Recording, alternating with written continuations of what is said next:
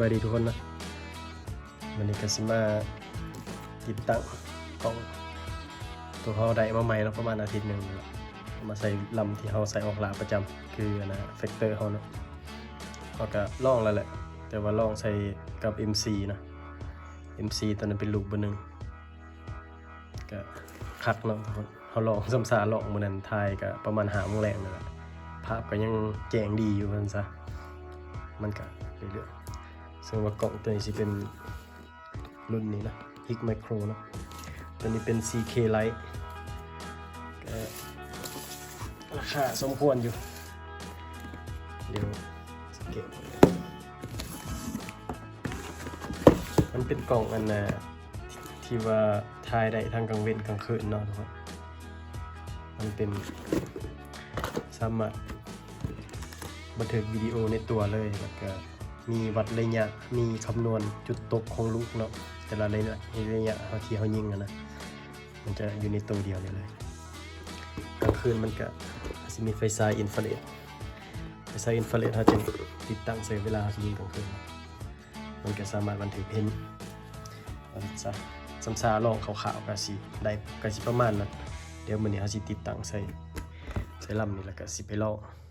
อีกบาทนึงนะติดตั้งใส่เรียบร้อยแล้วเลยก็เดี๋ยวเอาสิ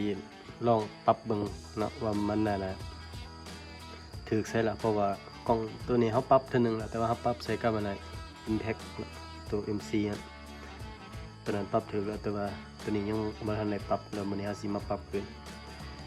สิลองยิงเบิ่งใส่เป้าอยู่หั่นเฮาจับอันน่ะได้25ลาเนาะระยะพอดีเดี๋ยวสิเปิดกล้องแล้วก็สิลองยิงเบิ่งเลยแล้วก็สิบิดกล้องใส่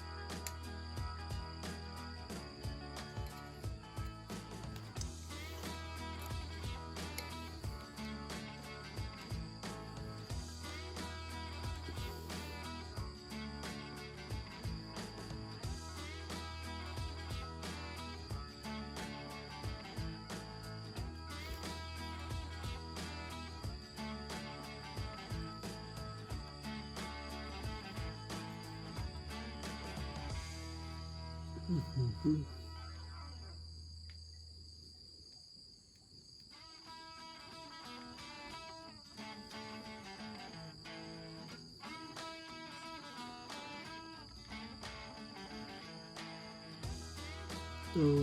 ข้อมูลหมดปืนเราเขาใส่ไว้แล้วจนเราใส่ได้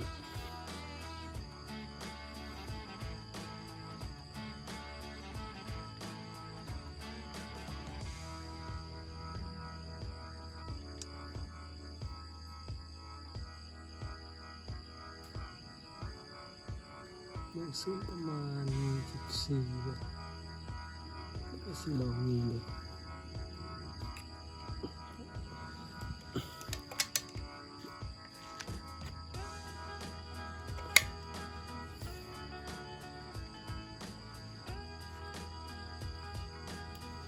เราสิเห็นว่า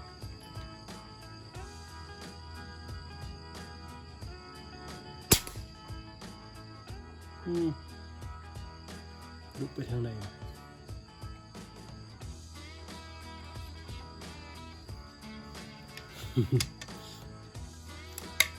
โอ้ยผมถึกสูงปัดขึ้น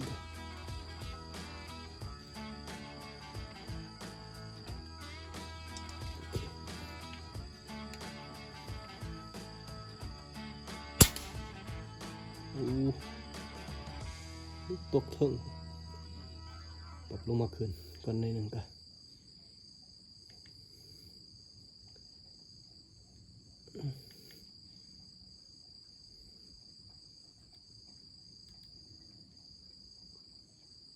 ข้างมัน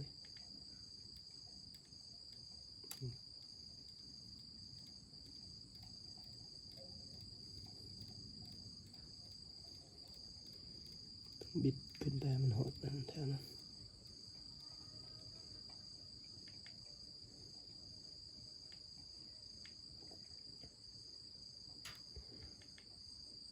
ลงไปมันใกล้เคียงกันมันจึงสีแดงเห็นลุก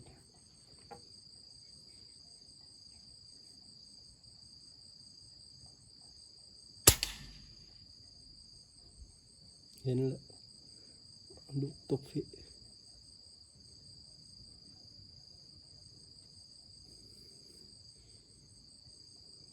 เดี๋ยวสิ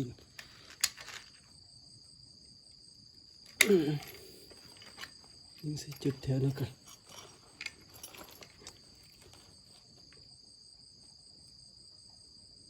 เล่นไว้กูเอาจึงกดฟิตโอเคเห็นแล้วบ้าเด้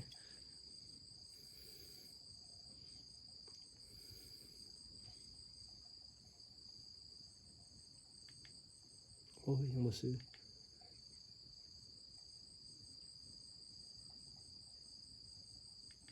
โอเค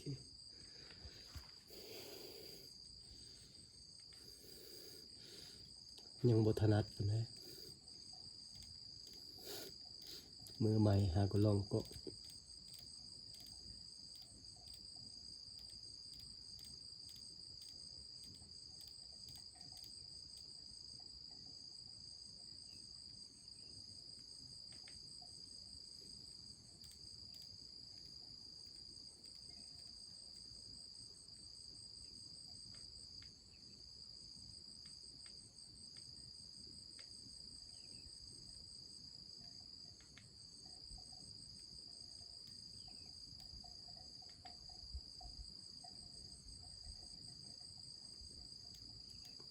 ซูมได้พวกปรับไปอยู่เลย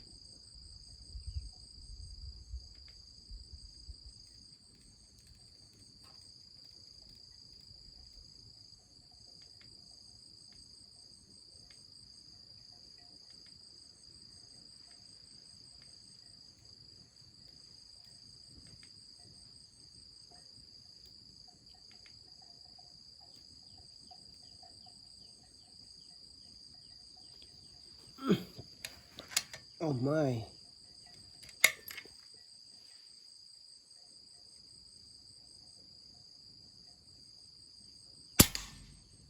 นั่นอยากว่าละได้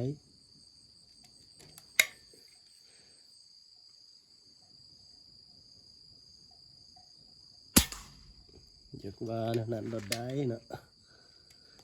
โอเค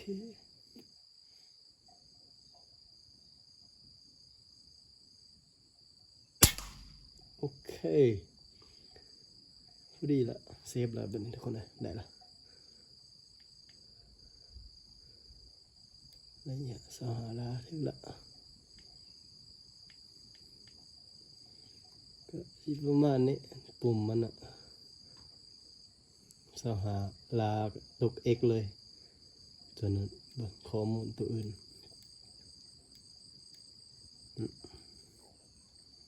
โอเคลงละลงปุ่มละตัวนี้มันนั่นนะข้อมูลนั่นนะวิธีกระสุนตกนะครับเห็นปะเราตั้งไว้แล้วล่ะคมไวลูกของเราจับเบิ่งได้995นั่นเองเห็นยิ่งประมาณ4-5 บาทนี่แหละพอดีเฉลี่ยได้ประมาณ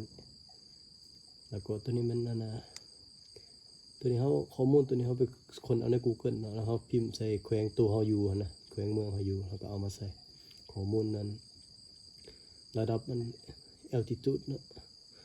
แล้วอุณหภูมิตัวนี้มันยังเป็นฟาเรนไฮต์แต่ว่าเขาก็เปลี่ยนเอาก็ได้เขาเบิ่งในแอปมันโทรศัพท์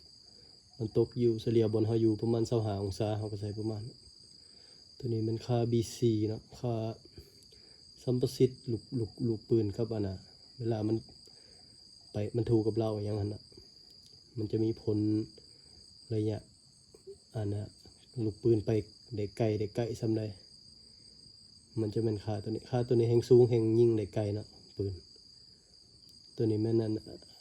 ระดับอันความสูงระยะห่างอันน่ะกล่องเฮากับเรากับลำกล่องเฮาจะวัดอันจากกันครึ่งกลางของอันเลนกล่องเฮานี่ไปหาครึ่งกลางของเราปืนเฮาของเฮาสิตกอยู่อันน่ะ 5.5 เซนเนาะหรือว่า55มิลหรือว่ามันจะตกเป็น 2.17 นิ้วก็ได้ประมาณเขาป้อนเขาหมดแล้วข้อมูลแล้วสิกดออกไปกันแล้วสิ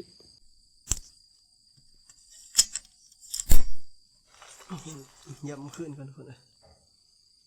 ก็ยิงไปได้บาทเขานี่แต่ว่าบึงคือว่ามันเห็นหอยบอกเขายิงเลยยังไงมันได้เป๊ะเลยนะ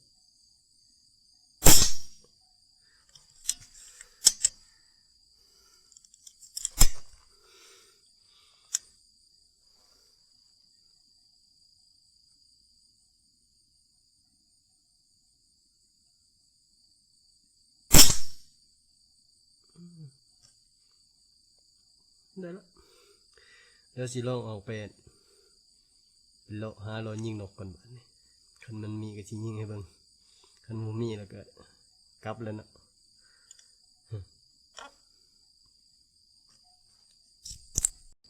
เดี๋ยวสิพาไปเบิ่งเป้าตัวยิงมันก็อยากอันเงือกเลยนึงทุกคน บุลึกอยากลงหน้าลงหลังบิดไปบิดมาอยู่ยังบททันสำนานกล้องแล้วก็ก็ลองใส่ให้กันพอสุดแล้วนี่ก็ลองอยู่เวียงคนแล้วก็บริจับมาหอดกลับมาทางเหนือพี่บอลเขาอยู่ประจำจังไหนมาลองอีกตัวนี้บ่จื้อว่าเขายิงไปจากบ้านเนาะอันนี้ทำอีเถอะเขายิงลูกตกเลยเป็นเทิงไปเนาะของกูบิดบาทที่2เขาเล็งบ่ได้บ่าเล็งนี่วะเล็งแค่นี้เนาะตกพี่เขาเปลี่ยนมาเล็งซะนี่เขาก็เห็นห้อยจุดมันตกเนาะก็บิดกล่องมาใส่ก็อยากว่าเป๊ะเลยแหละให้ยิงใส่ประมาณ3 บาทนี่แหละตัวนี้ก็ไม่ยิงเติมอีกวันหนึ่งเพื่อความมั่นใจแล้วเขาสิออกไปหาเลาะเบิ่งเธอว่ามีนกแถวนี้คันมีก็สิยิงคันบ่มีก็จึงสิเก็บเครื่องกลับเคลื่อนคือสิบริยิงนกต่อแล้วกันนะขี่รถออกมาเลาะมันก็เห็นอยู่แต่ว่ามันแห่หัวนกก็ได้บินไปหมดมีแต่สิกลับลงมาเลยแล้วก็คลิปนี้ก็สิบริเฮ็ดต่อเนาะมีแต่สำเห็นนั่นแหละเขามาตั้งกล้องให้มันเข้ากับอันนั้นเนาะให้มันเข้ากับกล้องใหม่เขานี่แล้วก็บัดเด็กเขาป่าไปแล้วจึงสิเอาเนี่ยไปลองลาเบิ่งเนาะเจอกันคลิปต่อไป